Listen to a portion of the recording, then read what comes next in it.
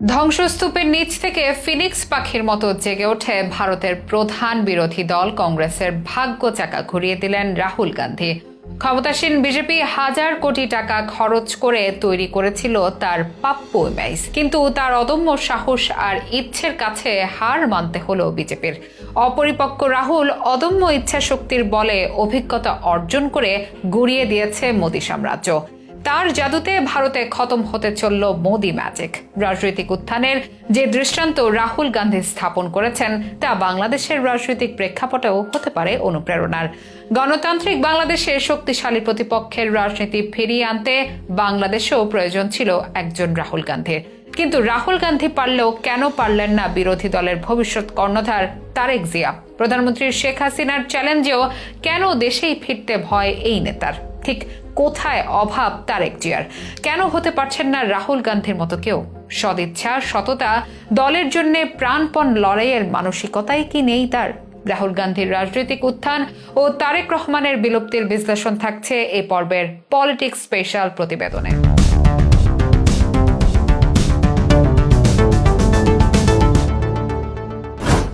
2014 সালে আপ কি বার মোদী সরকার, এই মোদী ম্যাজিকে যখন বিজেপি ক্ষমতায় আসে তখন প্রতিপক্ষ হিসেবে যে কয়টি আসন দরকার তাও পায়নি ভারতীয় জাতীয় কংগ্রেস। অথচ যে দল থেকে এসেছে ইন্ডিয়ার বাঘা বাঘা সব প্রধানমন্ত্রী জওহরলাল নেহরু, ইন্দিরা গান্ধী, রাজীব গান্ধী, লাল বাহাদুর শাস্ত্রী, মনমোহন সিং এর মতো প্রধানমন্ত্রী দিয়েছে যে দল, সেই দলের রাজনীতির গুরু দায়িত্ব এসে পড়ে 21 বছর বয়সী বাবা হারানো মাত্র 33 বছর বয়সী সদ্য গ্র্যাজুয়েট ছেলের কাঁধে। ভারতের রাজনীতির ইতিহাসে যে কংগ্রেস ওতপ্রোতভাবে জড়িত 54 বছরেরও অধিক যাদের শাসন আমল ছিল ভারতে, 2014 সালে হিন্দুত্ববাদ আর মোদীর ম্যাজিকে কোণঠাসা হয়ে পড়ে সেই দলটি। প্রয়াত প্রধানমন্ত্রী রাজীব গান্ধীর পর কংগ্রেসের ভার পড়ে তার ইতালিয়ান স্ত্রী সোনিয়া গান্ধীর উপরে, যিনি তখনও ভালো করে পরিচিত হয়ে ওঠেননি ভারতীয় সংস্কৃতিতে। ভালোবেসে রাজীব গান্ধীকে বিয়ে করে মাত্র 40 বছর বয়সে বিধবা হয়ে পড়া এই নারীর কাঁধেই উঠে গোটা দলের গুরু দায়িত্ব। এদিকে 21 বছর বয়সে বাবা হারিয়ে 33 বছর বয়সে কংগ্রেসের গুরু দায়িত্ব নিতে চাওয়া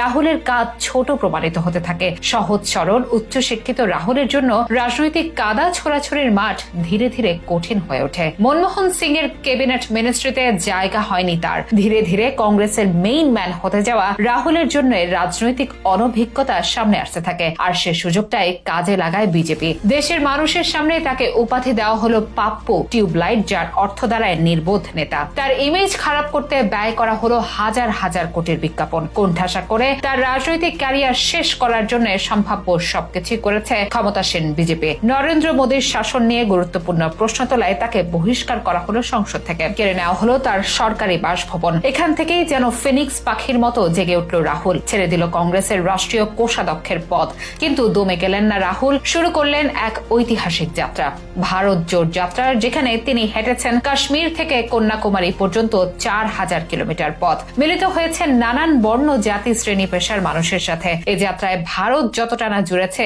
তার চেয়ে বেশি রাহুল জুড়েছেন মানুষের সাথে। যে অনভিজ্ঞতার জন্য তাকে দেওয়া হচ্ছিল পাপ্পু খেতাব, সেই পাপ্পু এত অভিজ্ঞ খেলোয়াড় হয়ে উঠলেন যে এখন তাকে পাপ্পু ডাকতে ঠোঁটে কম্পন ধরবে যে কোনো বিজেপি নেতার। বিজেপির শিবিরে এক রাহুল যেন মূর্তিমান আতঙ্ক, যার এক একটি প্রেস কনফারেন্স যেন বিজেপি সরকারের জন্য এক একটি শেল। বিতর্কিত মামলায় জড়িয়ে তাকে 2 বছরের সাজা শুনিয়েছে মোদীর রাজু গুজরাটের কোর্ট, কিন্তু ভারতীয় সুপ্রিম কোর্টের কল্যাণে স্থিত হয়েছে সেই সাজা। জেল, জরিমানা, বাড়ি ছাড়া, সংসদ ছাড়া সবকিছুকে টপকে যে রাহুল গান্ধী রাস্তায় নেমেছেন, সেই রাহুল গান্ধী হয়ে উঠেছেন ভয়ঙ্কর এক নেতা। নিজ দলের সমর্থকদের জন্য মাসিয়া, দেশবাসীর জন্য মোদীর বিকল্প গণতান্ত্রিক অপশন, যাকে এখন থেকেই মনে করা হচ্ছে ভারতের ভবিষ্যৎ। পরিবারবাদ শেহজাদা, পাপ্পু টিউবলাইট, তকমা পাওয়ার রাহুল গান্ধী পারলে কেন পারলেন না তা তারেক জিয়া? গণতন্ত্র রক্ষার ডাক তিনি লন্ডনে বসে ভিডিও কনফারেন্সেই দিয়ে গেছেন। একটা আন্দোলনেও মাটি ও মানুষের কাছে আসতে পারেননি বাংলাদেশের বিরোধী দলের এই নেতা। জেলের ভয়ে তিনি যেন পালিয়ে বেড়াচ্ছেন। তার বাবার প্রতিষ্ঠিত দল বিএনপি যেন নিঃশেষ প্রায়। বাংলাদেশের শক্ত প্রতিপক্ষ দলের কাতারে নাম লেখাতে একজন তারেক জিয়া হয়ে উঠতে পারতেন একজন রাহুল গান্ধীর মতো, যার ভয়ে এখন কাঁপছে মোদী রাজ। পাপ্পু থেকে রাহুল হয়ে উঠেছেন রাগা, কিন্তু তারেক জিয়ার পরিচয়টা এখনো জিয়ার সন্তান রূপেই সীমাবদ্ধ রয়ে গেছে। সুস্থ রাজনীতির প্রয়োজনে যে দৃষ্টান্ত রাহুল গান্ধী স্থাপন করেছেন, সেখান থেকে শেখার আছে তারেক রহমানেরও। এবার কি পারবেন তারেক বিএনপির হাল ধরতে?